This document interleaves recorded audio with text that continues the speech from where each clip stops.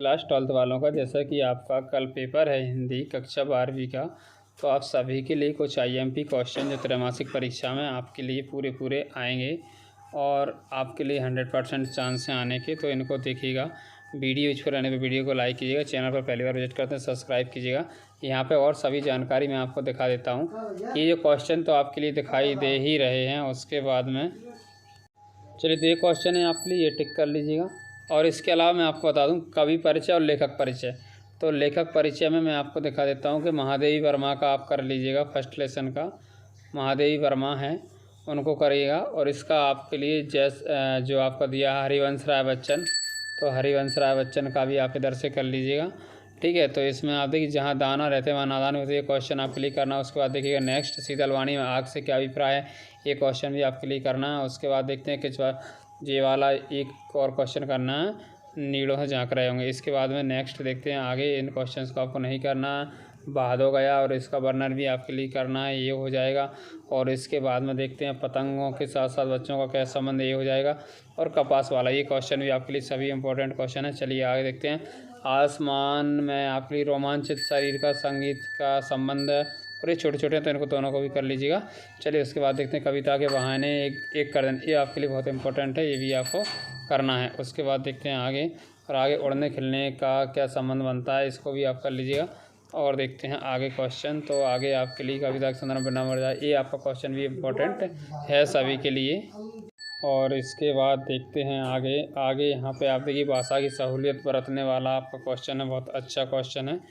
और चलिए इसके बाद में आपको इसमें से वार्ता और भाषा पर जुड़े ये वाला क्वेश्चन आपके लिए नहीं करना है। चलिए आप कैमरे में बंद अपाहिज का ये क्वेश्चन आप कर लीजिएगा।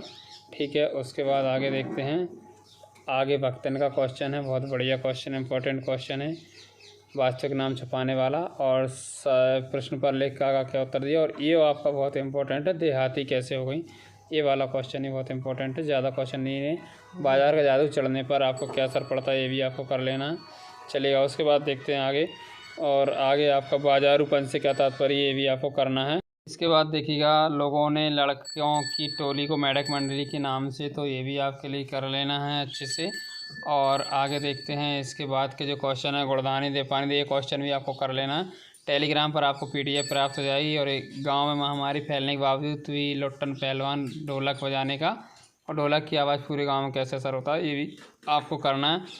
और सूर्योदय और सूर्यास्त का दृश्य का अंतर होता है, वो भी आप कर लेना। बहुत ही क्वेश्चन है आपके लिए, ज़्यादा क्वेश्चन नहीं है। असुदर बाबू की पत्नी का भी आपको कर लेना है। और इसके बाद में किसंदा की भूमिका रही है, वो भी आपको कर लेना है। अब इस अपने विद्यालय के इससे कुछ बिंदु आपको कर लेना है याद, ठीक है ना। और उसके बाद आगे चलते हैं हम। और पाठ में जो हुआ होगा ये भी आपको कर लेना है, ठीक है ना। और जूझ कहानी का भी आपको करना है। और इसके अलावा स्वयं कविता रच लेने का, ये भी आपको कर लेना है। इसके बाद में सौंद लेकर की, ये भी आपको कर लेना है, ठीक है ना। तो ये सभी क्वेश्चन करने के बाद में एक क्वेश्चन और रह जाता है आपका, ये आपको अच्छे से कर लेना है। चलिए आगे चलते हैं इसके बाद। और संदेह अलंकार की परिभाषा उदाहरण से, तो अलंकार आपको मिल जाएगा। देखो, परिभाषा संदेह की सीधी सी यही है कि यहाँ पर किसी चीज़ में एक संबंध सादृश्य, मतलब एक सादृश्य होने के कारण वहाँ पे आप ये स्पष्ट नहीं कर पाते हैं कि है क्या वास्तव में, ठीक है ना। तो इसमें परिभाषा थोड़ा सा और ज़्यादा लंबा लिखा है। जिस तरीके से उदाहरण आपको देखने को मिल रहा है, स्पष्टीकरण भी यहाँ पे लिखा है। एक और उदाहरण आपको नीचे मिल जाएगा। भ्रांतिमान अलंकार आप सभी को पता होगा। यहाँ पर भ्रांति से, वहाँ पर क्या था, संदेह में आपको एक वस्तु को दूसरी वस्तु में निश्चय नहीं हो रहा था, अनिश्चय की स्थिति बनी हुई थी। भ्रांतिमान में दूसरी वस्तु समझ ही लिया जाता है, इसके लिए दूसरी, तो ये हो जाएगा। इसके बाद आगे आपका है, भ्रांतिमान के बाद एक विरोधाभास अलंकार रहेगा। विरोध प्लस आभास, यानी दो शब्दों से मिलकर बना है।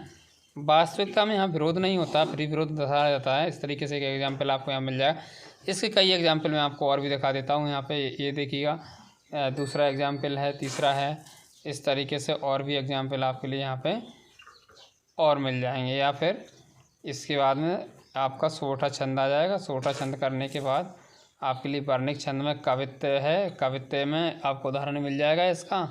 और सवैया, मतयगंध, और दुर्मिल, ये दोनों सवैया आपके लिए कर लेना। इनके कोई और एग्जाम्पल भी आप करना चाहें तो कर सकते हैं, एग्जाम्पल आप कोई से भी कर सकते हैं। शब्द शक्ति क्या कहलाती है, शब्द शक्ति कर लीजिएगा।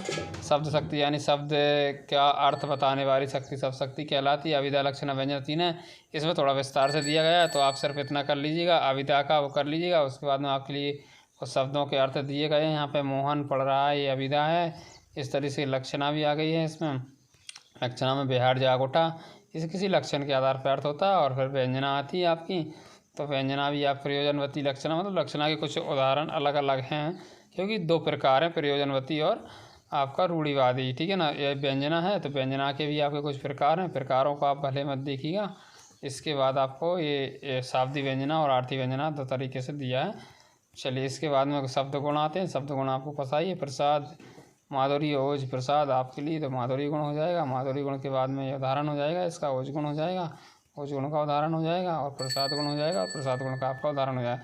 इसके अलावा और कई चीज़ें निपात वगैरह हैं, वो भी करना। देखिए, रस के बारे में बहुत अच्छे से टेबल इसमें दे रखी है, और सभी के बारे में विस्तार से इस टेबल में बताया गया है। सभी स्थायी भाव, संचारी भाव और ये सब चीज़ें आपको दिखाई गई हैं। इसके अलावा अगर स्थायी भाव की बात करेंगे तो स्थायी भाव आपके 9 हैं, वैसे मुख्य रूप से तो 9 ही माना गया है। विभाव, अवलंबन और उद्दीपन है, ये आपको याद रखना है। और विभाव के प्रकार हैं, ये आपका आश्रय और विषय है आलम्बन में, उद्दीपन एक अलग है, यहाँ पर विस्तार से समझाया भी गया। अनुभाव आपके 4 प्रकार के होते हैं, सिर्फ इतना याद रख लीजिएगा बस, ज़्यादा कुछ इसमें नहीं पढ़ने की जरूरत है। सात्विक के कुछ भेद भी दे रखे हैं, यहाँ पे 8 भेद हैं ये, और बाद बाकी आपको कायिक के, आहारीय, वाचिक, ये सभी के भेद आपके नहीं होते हैं। तो सात्विक के भेद में आपको सिर्फ यहाँ पे दिखा देता हूँ। कायिक अनुभाव होता है, कायिक, वाचिक और सभी प्रकार के। संचारी भाव आपके इस तरीके से 33 संचारी भाव हो गए हैं। और निपात के बारे में, निपात किसी बात पर अधिक भार देने के लिए प्रयोग किया था तो निपात हो जाएगा, ठीक है। इसी के साथ आपके लिए और भी कई चीज़ें हैं, निबंध वगैरह हैं आपके आएंगे, नहीं तो आर्टिकल या पैराग्राफ जो भी आते हैं उन चीज़ों को आप कर लीजिएगा। फिलहाल इतना ही।